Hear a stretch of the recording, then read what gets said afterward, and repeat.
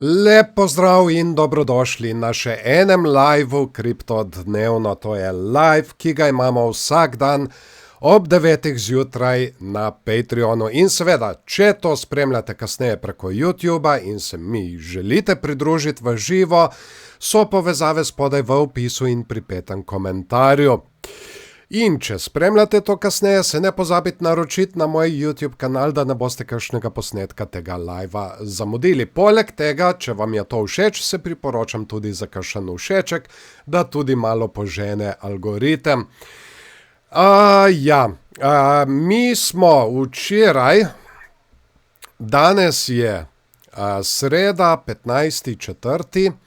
In včeraj smo mi označili tole likvidnostno območje na okoli 75.100, za katerega smo rekli, da je precej velika možnost, da ga gremo pobirati, in to tudi smo šli pobirati. In od takrat naprej smo malo padali, ampak še vedno smo mi v tej konsolidaciji, kot lahko vidimo tukaj na 15-minutnem časovnem intervalu in pa tudi tukaj na enournem časovnem intervalu. Kar bi zdaj jaz gledal tukaj, je, da mi ne izgubimo tele podpore na 73.800. Če mi tole izgubimo, potem lahko tudi hitro pademo nazaj sem dol na okoli 70.900, tam nekje. Tako da to bi jaz zdaj vsekakor gledal. Malo me skrbi tole, kar se zdaj trenutno dogaja. Začele so se nabirati dolge pozicije, kot vidimo tukaj na 15-minutnem časovnem intervalu. Ethereum je zdaj že kar nekaj časa skoraj v prekupljenem območju, Bitcoin pa mu sledi in počasi rine navzgor.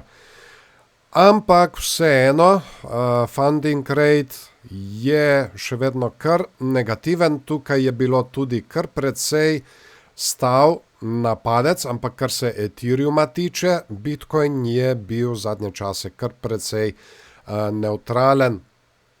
Smo pa imeli tudi tukaj kar precej stav na padec, ki smo jih seveda tudi včeraj pobrali, ampak pojavile so se nove in bomo mi zdaj tole pogledali.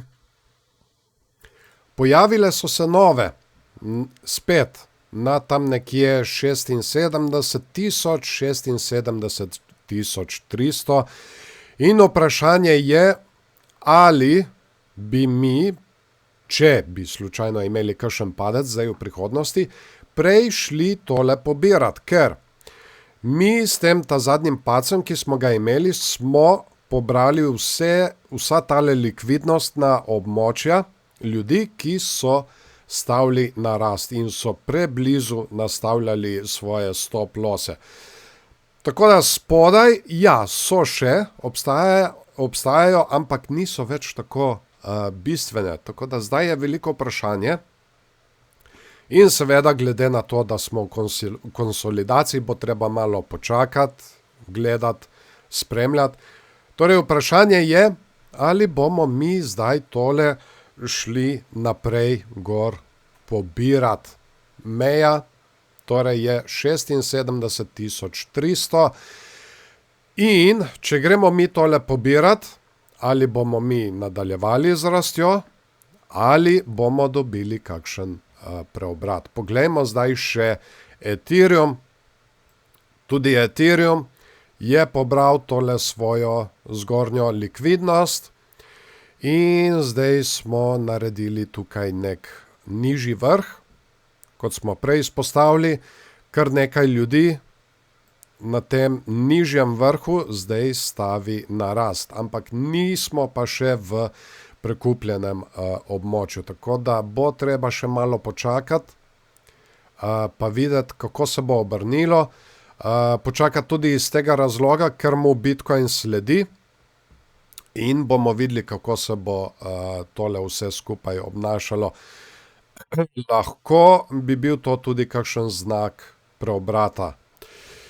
Na enournem časovnem intervalu, tukaj smo tudi označili tole mejo 2364, 2370, tam nekje.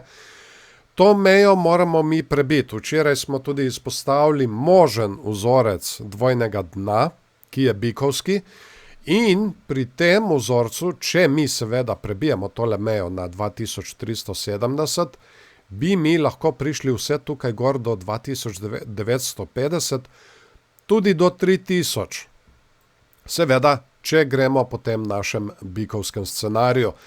Ta drugi scenarij, ki bi bil tudi bikovski, je, da smo mi zdaj od tele meje, samo malo, ne vem, zakaj mi zdaj, to sem že na, torej, da mi zdaj od te meje, da smo zavrnjeni, naredimo še eno višje dno in šele potem prebijemo tole mejo na 2370 in gremo naprej gor.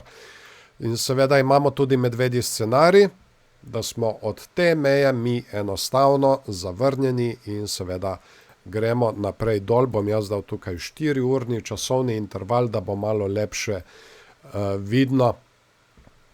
Torej, da mi poberemo vse tele, samo malo, imamo tudi likvidnosti navzdol na okoli 2150 in pa tudi tukaj na okroglih 2000. Tega tukaj še nismo pobrali, tako da bo treba paziti. Kaj smo označili včeraj?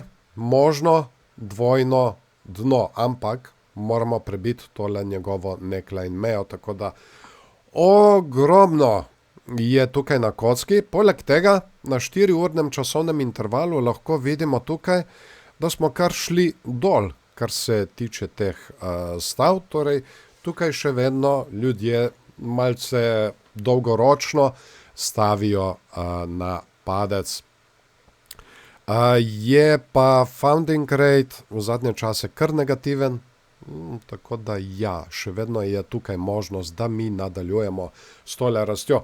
Bomo pa morali vseeno počakati in videti, kako se bo zdaj tale konsolidacija iztekla. Tako da pri tej igri je potrebno veliko potrpežljivosti. Zdaj, če bo še karkoli pomembnega skozi dan, bom seveda to tudi dodatno obvestil preko Patreona.